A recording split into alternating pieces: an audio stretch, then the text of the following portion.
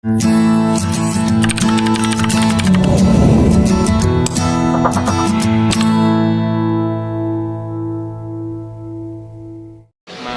araw.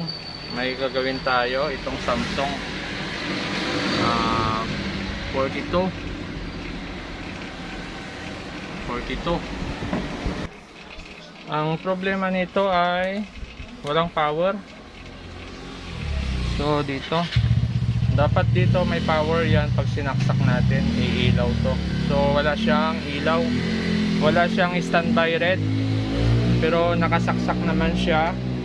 Ayan, nakasaksak naman yung ating unit, pero walang standby red. Buksan natin. Nabuksan na natin yung unit. Bali ito yung power supply niya. Mayroon siyang T-con at ito yung kanyang mainboard. So ang problema ng unit natin ay walang power, wala siyang indicator light dito. So dito wala siyang indicator. Check natin. Okay, tuloy tayo. May dumating kasing nag-deliver ng pangbenta. Ayun, dalawang maliit, saka isang 40, saka isang Toshiba 42 yata. So naantala na naman yung ating ginagawa. So tuloy tayo dito. Ang problema nito ay walang standby, walang ilaw to. So try natin yung ating power supply. Check muna natin yung power supply natin kung good. So Samsung, kaya yan ang setup natin. Check natin yung power supply natin kung good. Okay, saksak ko lang. So mayroon siyang backlight, yun, no? Yun. So ibig sabihin pwedeng buo yung ating power supply, pwedeng may problema yung ating mainboard. So ganyan lang pag nag-check ka ng Samsung brand. Pag Samsung kasi hindi na kailangan pang i-test yung backlight niya ng mga backlight tester, kasi pusa na lang siyang iilaw pag buo yung ating power supply. So susunod natin gagawin ay dito sa power supply, saksak ulit natin. So wala talaga siyang ilaw. Bakit kaya? So susunod natin gagawin ay check natin yung kanyang yung kanyang sensor. Titingnan natin yung sensor nito kung may supply. So check natin yung sensor kung mayroong supply. So try natin kung may supply tayong masukat. So mayroon tayong supply na 1.8 dito sa kanyang regulator. Dito lang yan. Chinek lang natin yung ating tester kung gumagana yung ating grounding. So okay siya, gumagana. So susunod natin gagawin ay check natin yung ating sensor. So titingnan ngayon natin dito kung mayroon tayong supply na makuha rito. Wala rin. Wala. So ibig sabihin walang supply na pumasok sa ating sensor. So bakit kaya? Okay, sunod natin gagawin ay check natin yung kanyang board. At bakit walang supply na pumasok sa ating sensor? So bakit kaya? So dito tayo sa board. Check natin itong malaking IC. Mayroon siyang 1.5. May input siyang 3.3. So okay. Mayroon siyang 1.2 rito. Okay rin yung supply dyan. Supply ng memory natin. Check natin. Dapat may 3.3 yung memory. So walang supply yung ating memory, oh. Kuha ba? So walang supply yung memory natin. Okay. So check natin dito. Mayroon dito 3.3. Itong regulator mayroon din 3.3. Ito 1.8. So stable ang supply. Ito 3.3. So may supply siya dito. Ito 5 volts. So may 5, 1.8, 3.3. So may supply siya dito. Pwera lang dito ating program. So sa memory natin wala tayong masukat na supply. Bakit kaya? So gagawin ngayon natin ay check natin yung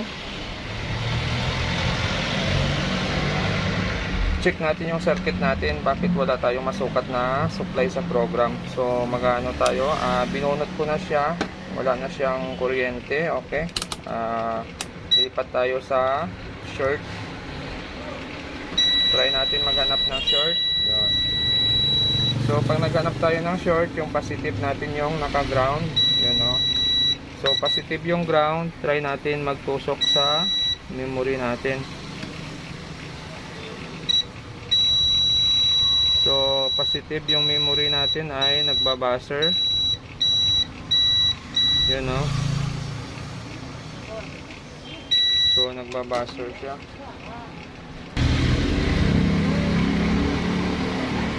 So short yung ating, yun, no? Short yung 3.3 natin sa program. So hanapin natin kung saan pa yung ibang kasama niya.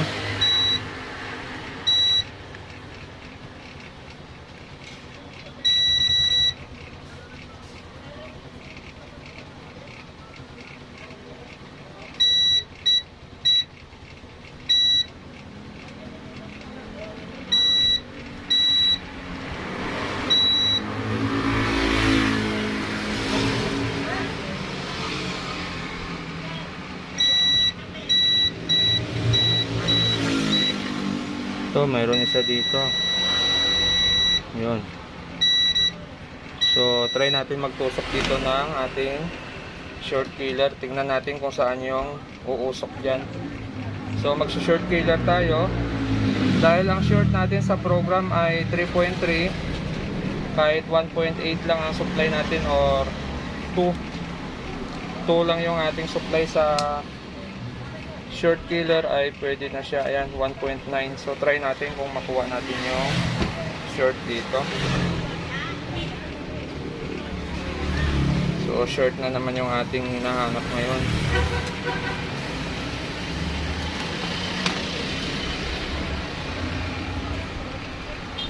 Pero bago yan, mag-a-apply lang tayo ng liquid.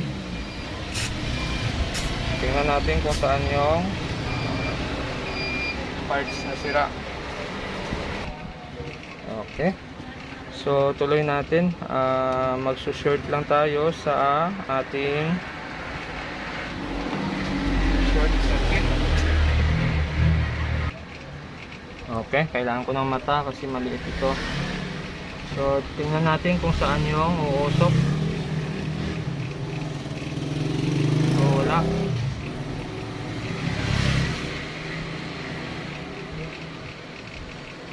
Ayaw.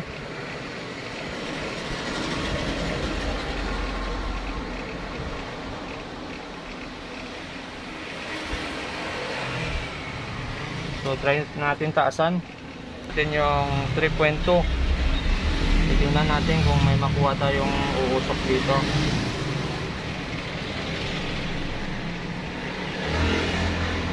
So wala rin dito. Ay, IC ang sira niya. Nako, tagilid na tayo. Ground muna tayo. Pakita ko lang sa inyo yung problema niya. Ay nakuha na natin. Kaya lang masama to. Tagilid tayo pag ganito. So tingnan nyo yung IC ay basa yan, liquid. So short ko lang yung ating short killer. Yun, no? Kita nyo ba? Positive yung IC natin, sira. Yun. So positive, sira ito. Short yung ating IC. Yun, no? Yun. So wala na. Sira yung IC natin, sayang. Isa pa. Kita ba? Yun, no? Yun, IC pala ang sira. Yun, so positive, sira yung IC. So palit board to. So dahil IC ang sira, kausapin muna natin yung may-ari kung ano ang kanyang maging decision dito, kung papalitan ng board or i-convert na naman. Try na rin natin kung mayroon tayong mahanap na ganitong board, kasi kadalasan yung ganito kong board ay pang 32 lang. Okay, may board tayo na 32, pang 32 lang ito. So gagawin ngayon natin, try natin palitan ng LVDS to, saka yung program nya, titingnan natin kung papasok. So try lang natin, kasi 32 lang kasi to, pero same sila ng forma, pero pang 32 lang tong unit na to. So bali natapos na natin tabit yung kanyang LVDS socket nya. So try natin kung gagana siya. Try natin isalpak kung ano yung kanyang picture pag nagpicture man. So yan na, nakabit na natin. So try natin kung gagana, kung may lalabas pang picture to, kasi ang board na to ay pang 32 yung board, tapos ginamit natin sa pang 43. So try natin.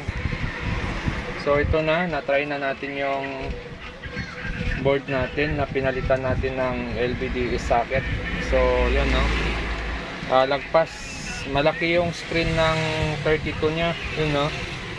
So nag-expand yung picture, yun, no. Ito blanco, pero dito yan. So hindi yung sukat ng screen nya hindi match doon sa ating unit. Try natin tong palitan ng program, titingnan natin kung makuha sa program to. So ito yung original na board nya, sira yung IC. So ito yung pinalit natin.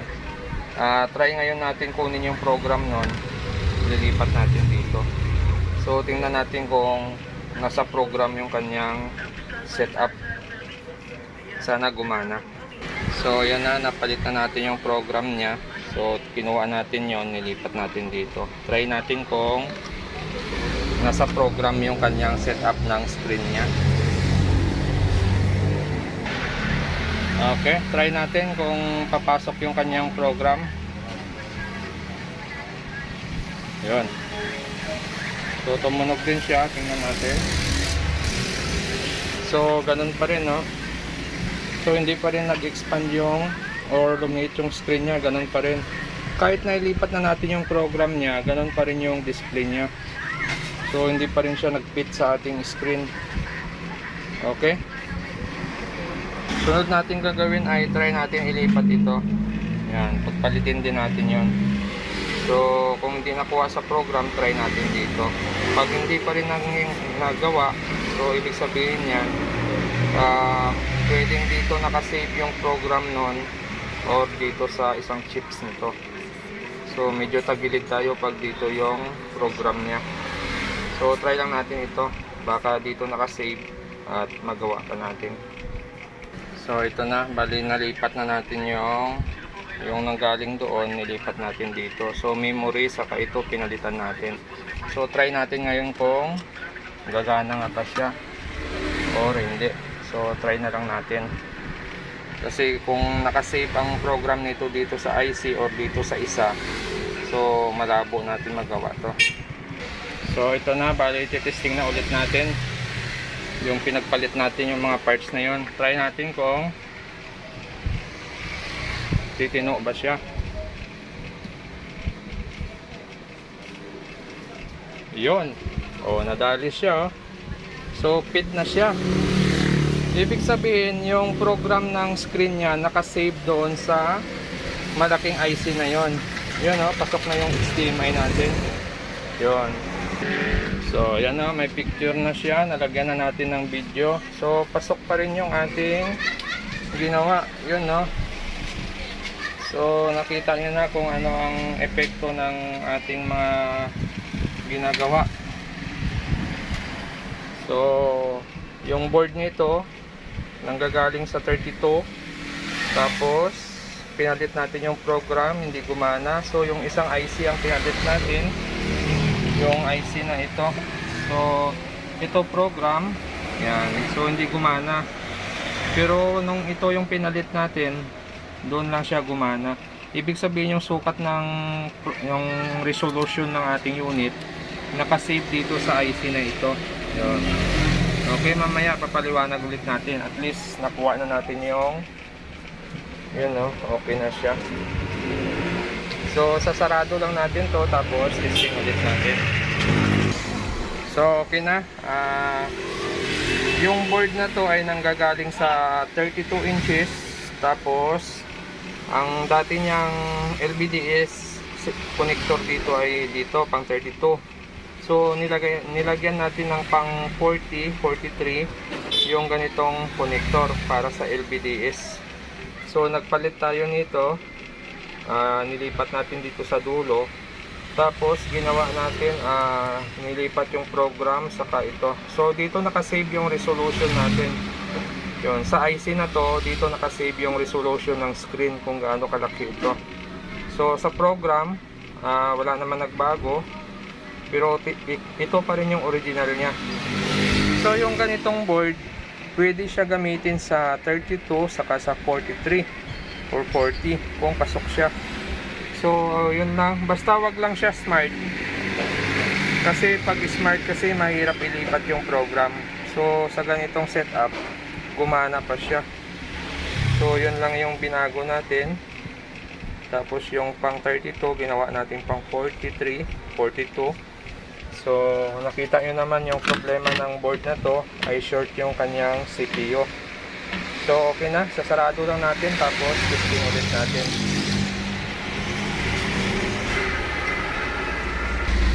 So ito na, bali testing na natin yung ating Samsung. So saksak ko lang. Yun, umilaw na siya dito. Yun, nag-sound na siya. Yun, no. So pasok na yung ating screen. Yun. Yan. Ang ginawa lang natin dito, nagpalit tayo ng board na pang 32. Kaya lang yung pang 32 kasi natin dito lang yung ating LVDS connector. So ang ginawa natin, tinanggal natin yung dito, tapos nagkabit tayo ng LVDS dito. So yun ang ginawa natin, tapos nilipat natin yung program. Tapos yung program na yon dito rin nilipat din. So yun na yung nakakabit ngayon, yun, no? So yun lang yung ginawa natin dahil ang problema ng ating board ay sira itong CPU. So okay na. So kung bago lang kayo sa aking channel, huwag kalimutan mag-subscribe at maraming salamat. Sa susunod natin na video.